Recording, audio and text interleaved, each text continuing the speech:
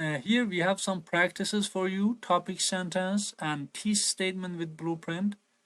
We have to have some practices here. Let's look first at the instructions. Each of the following items gives you a thesis statement. In the following 3 slides, I will give you a thesis statement, and you have to support the thesis statement with your own claims, with your own reasons, so that you have 3 reasons. Three main ideas. Your blueprint, and then you have to have a thesis statement with blueprint, so that you have to combine your ideas, your 3 ideas, your 3 invented ideas, and the thesis statement which I'm gonna give you to produce a thesis statement with blueprint. Let's look at the first practice. Here we have practice 1. Chewing gum has practical uses. Why do you think so? Why there is a claim like this? Is it actually scientific or not? This doesn't matter.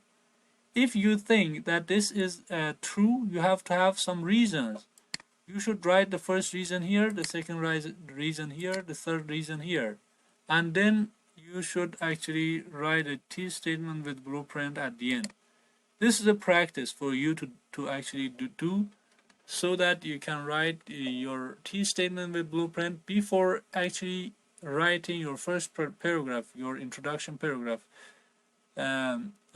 Let's think about that claim, or we can go through the web.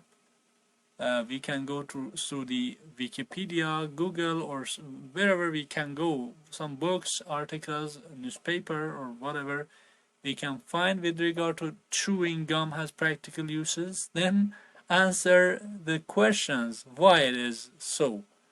We have to provide three answers here, then combine all them together, this one and the 3 answers, so that we have a thesis statement with blueprint. Here we have another practice. Text messaging has important uses. This is a claim. You see, this is actually a kind of limited subject. Is my opinion. Limited subject is my opinion. I believe that driving fast is killing, is dangerous. Okay, so you should actually select a specific area, a specific scope, and then you can you can say your argument. You can say your belief with regard to that specific area. Here we have the first topic sentence, the second one, and the third one.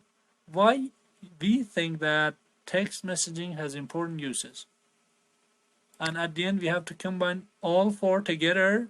The thesis statement with blueprint together, so that we can have the last sentence or our introduction paragraph, so that we can actually provide the readers with the roadmap of our upcoming paragraphs. 3 body paragraphs, 3 central paragraphs. This one actually is standing for the first central body paragraph. That's the central paragraph or body paragraph. This one is standing for the second. This one is standing for the third. This means that in your blueprint you have actually representatives from the 3 body paragraphs. Okay, and this is the third example or practice. Breakfast is an important meal. Why do you think so? Because, for example, I believe that it actually provides the sugar you need right after you wake up. For example, this is my belief. Why do you think breakfast is an important meal? Because, for example, it helps you or helps your circulation be faster enough to actually keep your mood better, for example. Blood circulation. Or because it is actually adjusting your rhythm of breathing, something like this. Why you? For example, it is nourishing your brain. For example, it is providing the nutrients to your brain. what is the reason why you think breakfast is an important meal? So you have to write 3 reasons, at least 3 reasons, so that we can combine them together to have a T statement with blueprint. And each of them, I mean each topic sentence here, is gonna be extended in our central paragraphs, in our body paragraphs, so that at the end we will have a 5-paragraph essay. This is the way we answer the task 2 academic IELTS. Most of the time, not necessarily always, but most of the time we answer the second task of IELTS, academic IELTS, in this way, with a 5-paragraph essay. So we have to know, we have to be aware of how to organize the 5-paragraph essay. You know, a 5-paragraph essay is not only used here, it is also being used in our term paper, in our assignment, in our, for example, research paper, thesis, dissertation, whatever you want to write. You have to organize them. You have to organize them and put them in a correct order, so that the reader should be aware of what he is gonna face in the following paragraphs. The introduction paragraph is gonna actually is gonna promise something.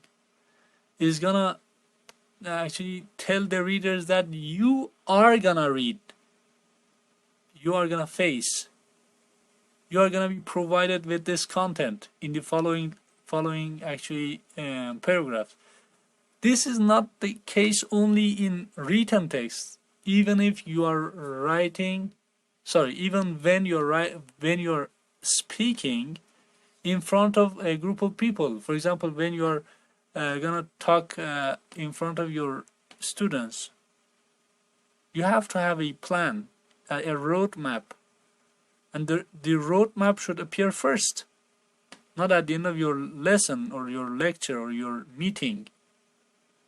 The audience is expecting you to provide them with a gist of what is gonna happen in that lesson or that lecture or that meeting.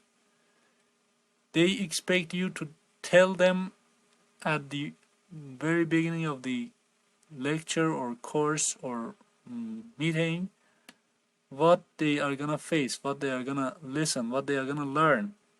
This is the introduction.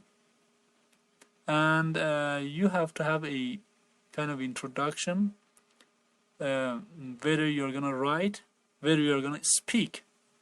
And when you're reading a text, you would face something like this. You would face a pattern, okay? And it will help you answer reading questions better. If you don't know how to answer research questions, this is the reason is that you don't know how to write. This means that you don't know how to code and decode. This is coding.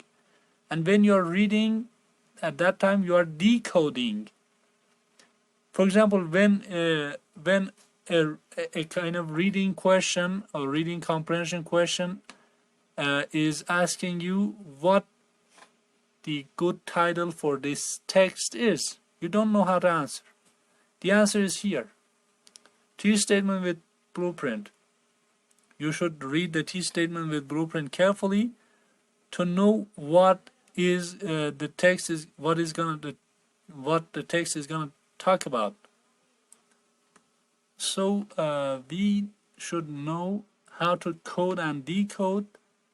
I mean, if you learn how to write, you will also actually score better in reading comprehension skill. You can also understand text better, even if you are not gonna sit an exam. Even if you are a student and you don't want to sit IELTS exam. In that case also, you would actually learn better, comprehend better the text, comprehend the written text better. I mean, you can read better.